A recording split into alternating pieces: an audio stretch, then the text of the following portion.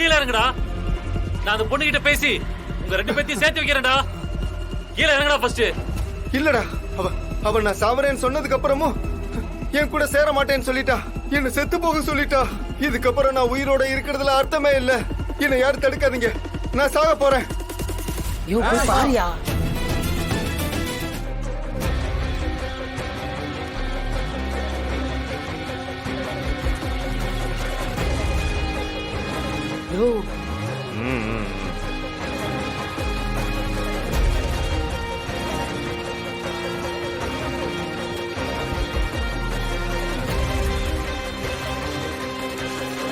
தம்பி வேண்டாம், நான் சொல்றதை கேளு. இங்க பாருங்க, கிட்ட வராதீங்க. வந்தீங்கன்னா கீழே குதிச்சிருவேன். ஏய், நான் உன் நல்லதுக்கு தான்டா சொல்றேன். நான் சொல்றது கொஞ்சம் ஒரு நிமிஷம் கேள. என்ன சொல்ல போறீங்க? நான் சாகாம திருந்தி வாழணுமா? அதெல்லாம் என்னால முடியாது. என்ன ஒருத்தி ஏமாத்திட்டா. என் மனசு எவ்வளவு வலிக்குதுன்னு தெரியுமா? அவ கால்ல விழுந்து கெஞ்சுற, கொஞ்சம் கூட இறக்கம் காட்ட மாட்டா.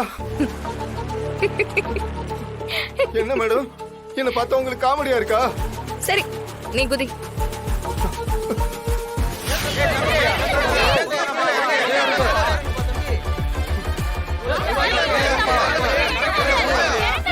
உனக்கு குதிக்கணும்னா குதி. ஆனா ஹைட் ரொம்ப கம்மியா இருக்கு. இந்த ஹைட்ல இருந்து குதிச்சா நீ சாகலாம் மாட்ட. என்ன இங்க இருந்து குதிச்சா உயிரெல்லாம் போகாது, கை கால் வேணா உடையும், வலி உயிர் போகும். ஹாஸ்பிடலுக்கு கூட்டிட்டு போனா கூட கையும் காலையும் முறிச்சு கட்டு போட்டு விட்டுருவாங்க.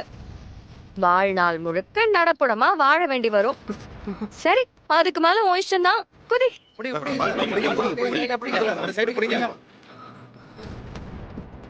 இந்த பாரு, குதிக்கிறதுனா சீக்கிரமா குதி.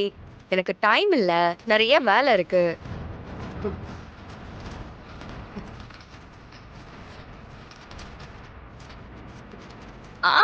அப்புறம் சொல்ல மறந்துட்டேன். என்ன?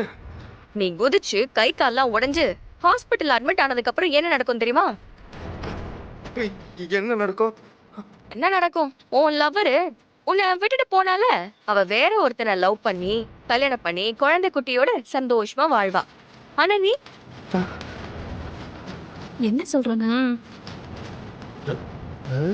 அவ வாழ்றத பார்த்து கொஞ்சம் கொஞ்சமா நொந்து செத்து செவத்துல படமா தொங்குவ. ஆனா அவளுக்கு அத பத்தி எந்த கில்ட்டும் இருக்காது. ஏன்னா அவதான் உன்னை வேணான்னு சொல்லிட்டால.